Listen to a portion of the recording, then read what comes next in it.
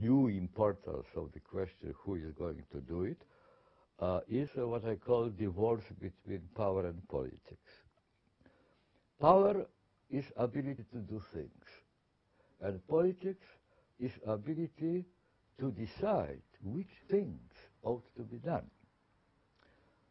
Power and politics, until quite recently, 50 years ago, it was obvious for everybody that both power and politics are in the state government.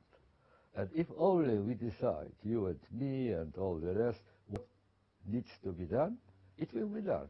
Because the state has the authority to decide that, and the state has the power to do things. But it is not any longer the case, because we live through divorce between power and politics. Even in such a developing and thriving country as today, Brazil, for example, you have to reckon with the worldwide situation, right? What is happening much before the reach, beyond the reach of even United States government, are the global forces, multinationals of all sorts, you know. Many aspects of our condition which decide about our prospects, our ability to do things, our possibility of improve our condition and so on, are beyond the reach of any existing political institution. I wanted to link the beginning of our conversation with what you just described. We have a financial crisis going on. We have these successive programs of austerity to trying to balance the books, as it were. We have the consumer society. You know, if you have austerity, it's going to be very hard to go through the principles of a consumer society. Therefore, you're going to build up frustration, won't you? Austerity is not the answer, really. It is imposed. It is perhaps even necessity, because simply what is the alternative? Printing more money and creating inflation like in 1920s or 1930s. It is a necessity, but it is not a cure. It is not a cure. If there are cuts, and there are cuts, if there is the policy of austerity, and there is policy of austerity, then the national wealth won't be produced. And if national wealth is not produced, then the depression deepens. Then it's not cured. We can get out, or at least mitigate partly our financial troubles, but it doesn't mean that unemployment won't grow. It doesn't mean that standard of living will not fall. In the social terms, not in financial terms, depression will deepen. We're still faced with the push, as you were mentioning, the commercials, the massive commercials who wants us to buy new products, buy a model A, B, and C, new and improved, as they say. Yes, but remember that the whole idea of consumers, the whole idea of consumers as a panacea for all the troubles, and formula for good life, for successful life, for happy life, for prosperous life. This whole idea is very young.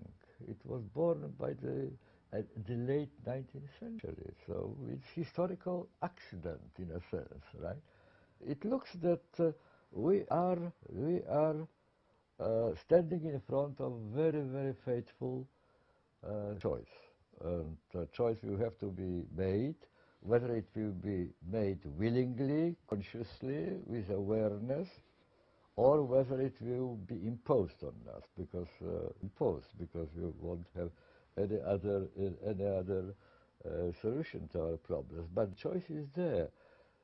I call recently I started to call our present situation of interregnum. Interregnum is a very old concept. It comes from Titus Livius, historian in ancient Rome, who wrote history of Rome ab urbe condita, from the creation of the state of the city. And the first interregnum was when the first king of ancient Rome, Romulus, after 38 years of rule, died. It's not clear because some people said that he went straight to heaven, so he didn't die. By the way, he disappeared, 38 years. Now, the average length of human life at that time was exactly 38 years, which means that the moment he died, there was virtually not a single person who remembered life without Romulus. All were used to the fact that all the prescriptions and proscriptions came from one source, Romulus. And suddenly he disappeared. Just imagine yourself in this situation. So you have a period between kings. You don't know what to do, really. You don't know what to do. No, but it was particularly dramatic. Not just routine change of one king after another, but disappearance of the old source of authority until the next king, which was Numa, was appointed.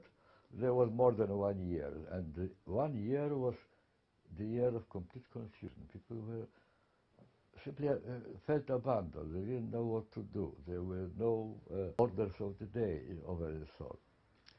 We are in such an interregnum at the moment. Interregnum means simply that the old ways of doing things no longer work, but the new ways of doing things have not been yet invented. That's interregnum. And that's why I am very shy of predicting future, because it may turn any kind of direction.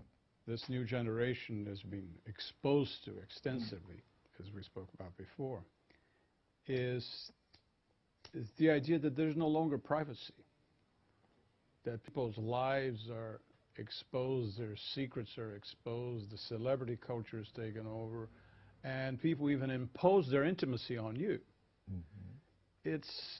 That's a fairly new phenomenon. They impose, but the need of exposure, public exposure, of public spiritual striptease, so to speak, has been internalized. It is no longer imposed. 8 years old, 10 years old children are known today to spend several hours a day in front of their laptops, telling everything about themselves to everybody who wants to read and who wants to or even listen. Those who don't. Yeah. There's the feeling that unless you are seen, well, not everybody can be seen on television. Of course, if you are seen on television, then you are really an important person. But if you can't, then at least you are seen on the screen of computer. Perhaps someone by accident will wander into your website, into your blog. Or your Facebook page. Yes, and writes to you, sends you a message. Then you feel that you are really a member of the world, that you are not left behind, you didn't fall out of the vehicle, you were not kicked out, you haven't been excluded, you are in. That is the way we are in with the help of online, virtual reality, right?